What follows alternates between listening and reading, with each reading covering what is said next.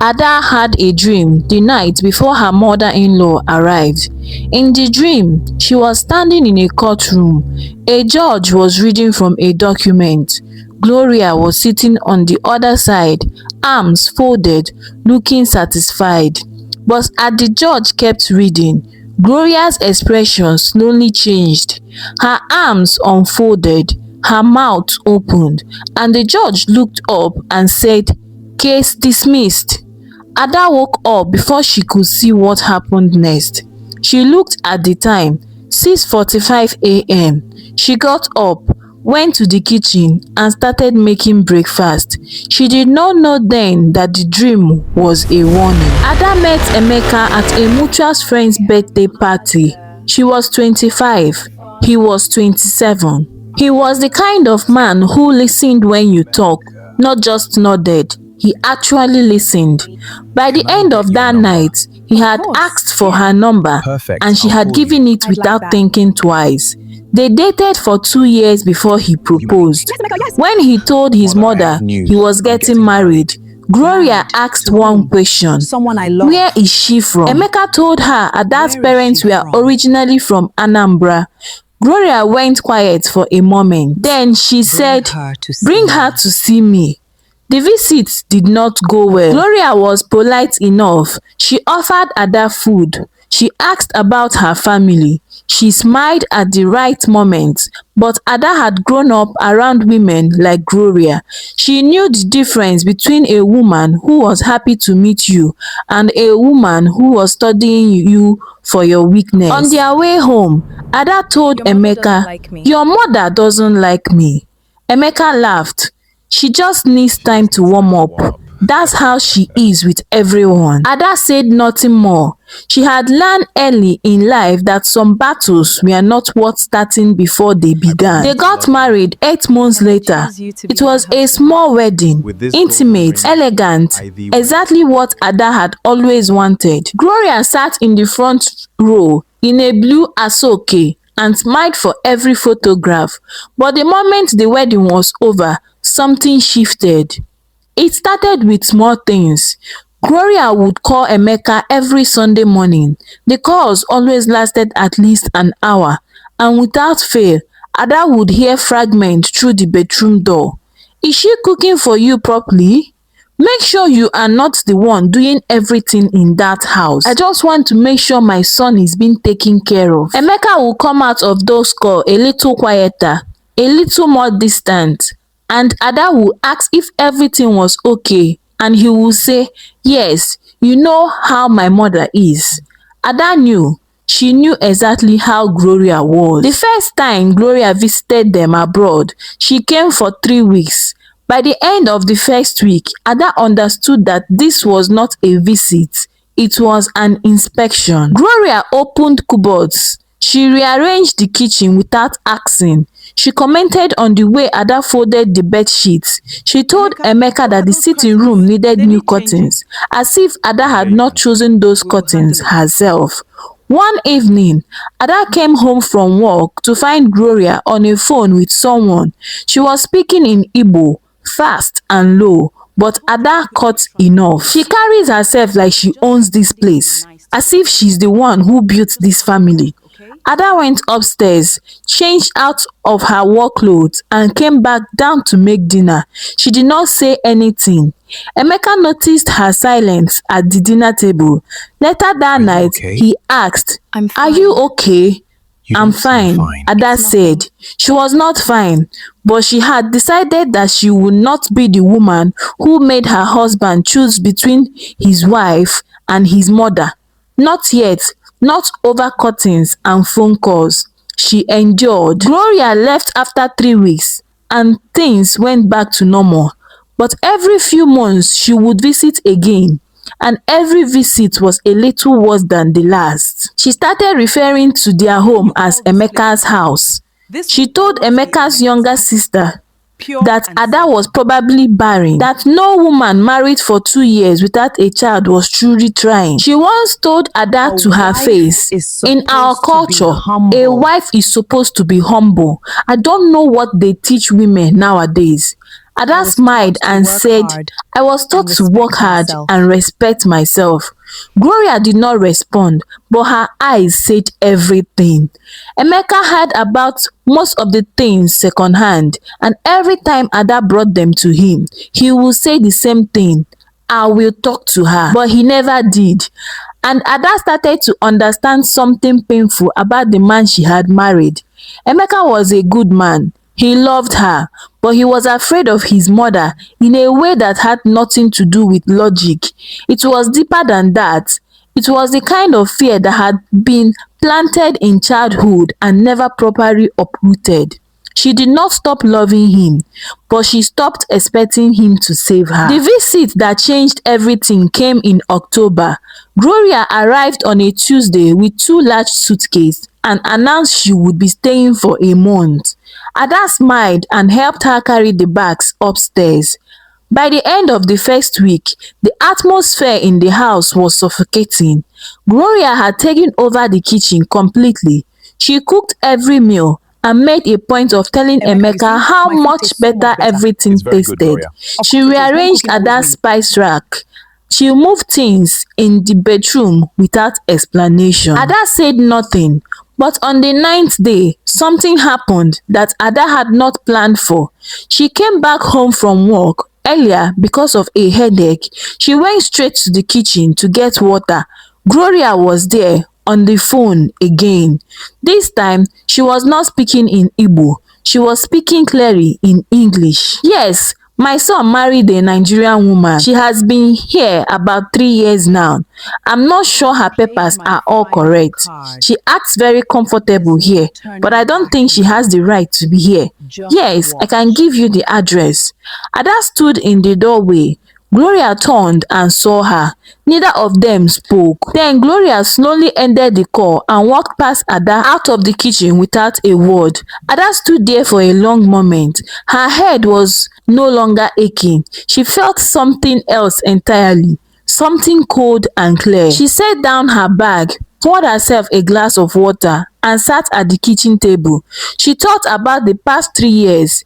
Every dinner she had cooked that went unacknowledged, every comment she had absorbed in silence, every night she had lain awake wondering if she was being too sensitive or not sensitive enough. And now this woman had picked up a phone and tried to have her removed from her own home. Ada finished her water.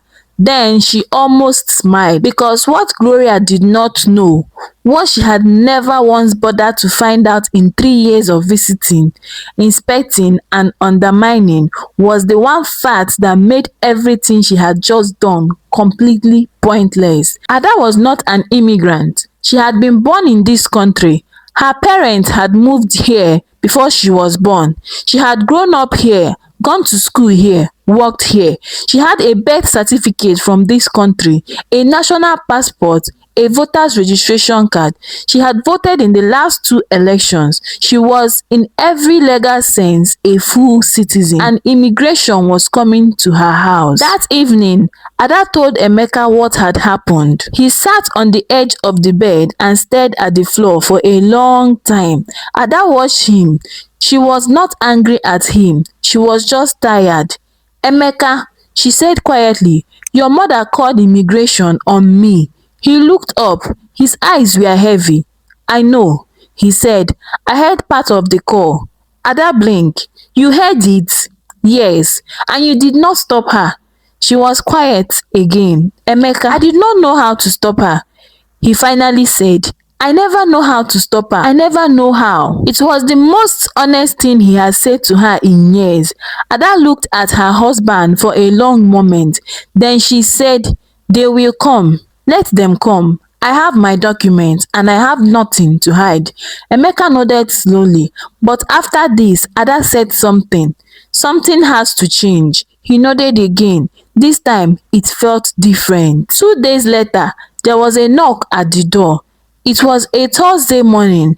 Gloria's cousin, Auntie Pauline, had come to visit the previous evening and was still in the house, sitting in the living room, drinking tea when the knock came. Ada was the one who answered it. 2 officers stood at the door, professional, calm, polite. "Good morning, ma'am. We received a complaint regarding this address. We just need to verify the residence status of the occupant." "Of course," Ada said. "Please come in." She led them into the sitting room. Auntie Pauline looked up from her tea. Gloria came out of the kitchen when she heard voices. Ada excused herself, went upstairs and came back 2 minutes later with a brown folder. She set it on the table and opened it calmly. Birth certificate, national passport, voters registration, employment records.